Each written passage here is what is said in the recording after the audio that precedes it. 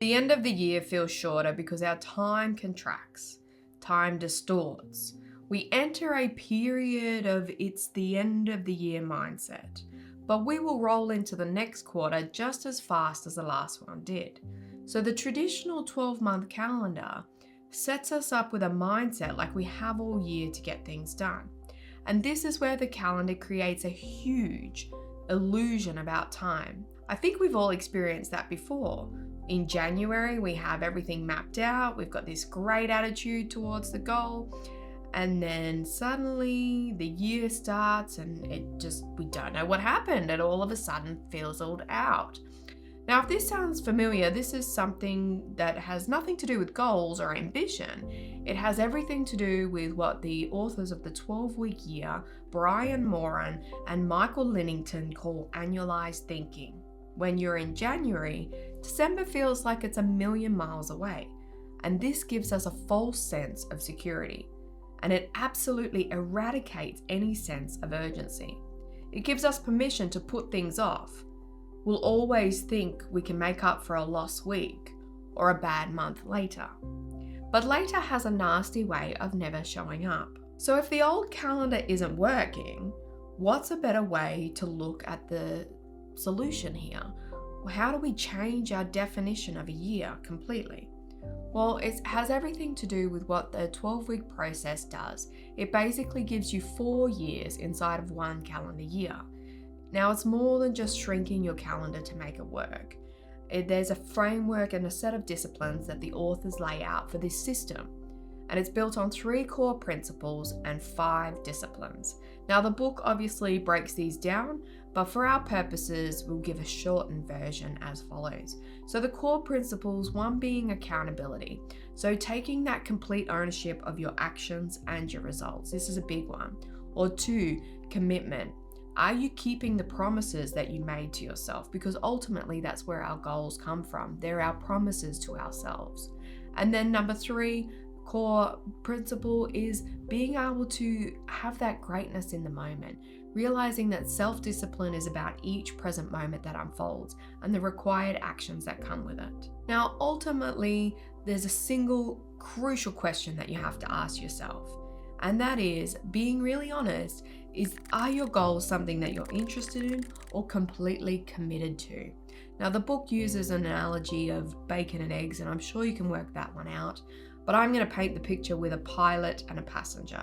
So we're looking at the difference between the contribution versus total commitment. So a passenger will care if the flight is late, whereas the pilot, his whole career is at stake on the landing and arriving of that flight. So it's important to sit with it for a while and think about what are the 3 primary goals that you are so committed to that you will lock into because they align with your longer term vision. Since reading the book, I'm actually amazed at the focus it has provided. This week, I felt a sense of relief after I stopped doing things that weren't in alignment with what I wanted to achieve out of the next 12 weeks. Deciding just feels easier, and it's those moments where you have to stop and ask yourself, is this decision something that aligns with the goals? That's the kind of disciplines that the book talks to. So there were 5 disciplines that they mention, and the first one being vision. What is that big desire that you won't give up on? The fuel that progresses you forward, even in those tough days. Or 2, the plan. They're very big on the plan. So what's the giant, not the giant to-do list, but maybe the critical goals, 3 maximum is what they outline to choose from. So those weekly actions you're going to take to get there, they fit in with the plan. And then there's process control. So process control is about having the tools and events that align you with your daily activity and the right actions in the weekly plan. And then measurement. How are you actually going to measure your success in this? So the book talks about lead and lag indicators and what's really happening right now in the sense of you making better decisions and using your time effectively, which is the next one, is time use, which is a no-brainer here because everything occurs inside time. So I'm going to pull a quote from the book is, if you're not in control of your time, then you are not in control of your results. So you need a powerful why, that's your vision. You need a focus what, That's your 12-week plan, and you need an honest how. So how to use the 12-week year. We talked about visions and goals, and this is ultimately what it comes down to. And as someone who absolutely struggled with making a vision for my life, this might help you, as I had to start to see it completely different. So your vision is your long-term goals. Without them, there is no sense of clarity for what you're aiming for. Experience this vision that all the motivational speakers talk to every day, but the best know how to use these disciplines to their advantage.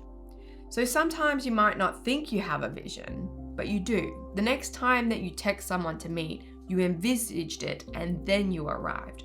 Or look at the times that you save money to go to a concert and then later you're standing in the crowd. These are all moments of time where you thought a particular thing, made a plan, and brought it into reality. So the book is outlining how easy this can be applied to our goals. So if you consider yourself in your future already, really, what are the things that you want your life to look like? So your goals are then your midterm goals. So they're the ones you want to achieve in the next 3 years. So say 8-kilo loss or full-time in business. These are some of the tangible things that this is where you want to aim to in the next 3 years. And I wrote about why goals fail alone. And this concept is really valuable here because it is its own self-contained system that is designed to support you. And everything essentially, when it comes to goals, you will fail if you're not aware of the specific steps or strategies that you need to integrate them into your daily life. And that's what this book is all about. So when you're planning your goals, you need to allow for efficient use of time and energy. So when you can work out what it is that you want to achieve, then that decision making becomes a lot easier. And they call it tactics in the book. So you get the goals and then you break them down into tactics. And they also recommend to use SMART goals. So making sure that they're specific, achievable, measurable. You can look those up, but they're where we get the best types of goals, because if we do something that's too high of a chunk size for us, we have to be able to break that down, because that's how you become successful. So when you look at your tactics, what are the steps? You break them down and you look at your goal and you think about, well, which one's going to fit in which weeks? Are they recurring? These are the things that you break down in your plan. And the whole point of the plan is to build it into your routine. But then the biggest thing that this book reveals is the measurement, the lead and the lag indicators, because it's often a process of we don't get that real-time feedback on how we're going with our goals. So you can look at the lag indicators as the things that happen, probably the goal's name itself, the 15 clients by the end of the month, the 8 kilos lost. They're the measurable things. That's your lag indicator. It's already after the fact. Can you measure that what was achieved in that time? So after. And then you have your lead indicators. So what's happening right now? So it might be how many glasses of water you want to drink, or how many calories you want to be eating, or the gym sessions. It's those real-time lead indicators that you can measure and work out whether that driving action is actually creating that result. Then the book then talks about keeping a scorecard. And you're not really scoring your results, you're scoring your execution, those lead indicators. So are you leading yourself into a life that's going to be in alignment with that vision of the 3-year goal, or the lifelong vision? So what is it that you want and how do you get there? And the author's research came up with that 85% of your completed tasks, and I'll talk about how we break these down, if you're hitting 85% point, that means that you are tipping it from trying to actually doing. This is where the results end up being seen in that 85%. So to track them, they're based on your weekly plan. So say, for example, you wanted to drink 8 cups of water 7 days a week. Now, if you did that every day, but you missed one day, that would be your 85%. So I put in the newsletter how to break that down, but it really is about how your actions and completed actions get to that percentage of result. What's really important is that you're actually doing them and that you can see them ticked off. So you can think of it as like 85% of your week, are you seeing a majority of ticks? But the calendar and the vision and the plan and the scoreboard, we have all of those. But how do we leverage time? It all comes back to time, right? That's where we started, the calendar. But we need to be adding things that multiply. So for that to go a bit slower, we have to be putting the things in that actually allow us to double that result. So one activity might get this amount of result, but this activity might double that result. So that's what we're aiming for. And to identify where this fits in the plan is we are suggested to use 3 particular time blocks. The first one being your strategic time block. This is your 3 hours at the start of the week that you can reschedule if you need to, that this must be done. This is where you're looking at your lead indicators, your tactics, the things that you said you would achieve out of that to reach that particular goal. Are they being met? Are they effective? So it's those high value, high payoff activities. And that's part of you controlling that process. Is it actually moving you forward? So these are the working on the business slices of time. You're not in it. You're scheduling your life and the things you want to achieve around it. And then the second one, which I thought was really interesting, was the buffer blocks. That Monday to Friday, you get 30 minutes to up to 2 separated hours, so 2 hours, where you group together the tasks that can be grouped together that are administrative tasks.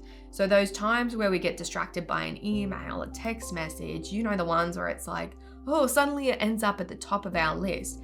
These buffer blocks stop it from making it to the top. So we have our hierarchy of goals and the tactics to get us there, but we don't want to be burning those hours that are important that has our brain and body working together, coordinated for peak performance, and use them on sending emails. So it's all about leveraging our use of time. The book also emphasizes the importance of spending time with others on this so that you have support around with your peers. And they talk about regular reports and discussing their progress results and challenges and just using the data that they get from the week that they've done. Another thing that they include in the book is adding a 13th week. So the 13th week is our ability to stop and look at how the results went. Was it strategic? Was it the right chunk size? Did we get the achievement we wanted, or did we need to break it down even more? It's a review that has just as much importance as any other. It's about preparing yourself for the next 12 weeks to come. Now, distraction from other forces can happen all the time. We can see it when you're trying to highly organize yourself. You start with all the ways that are working and then you find things are working against you. Now, some of these things might be obvious. I know that calendars, goals, and a clear why has always been something that anchors me to keep me focused. But people will always have something to say. And I want to mention this because discipline is something that gets mocked. Structure is something that gets mocked. Taking yourself too seriously is something that gets mocked. The flip side will always exist.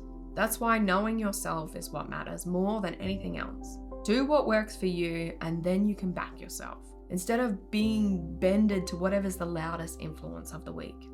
So I'm keen to keep experimenting with this particular model and the thinking that it provides. And the reason for that is because influence can be so strong. So we're making decisions that use our time in a way that supports our goals. And that is what matters most.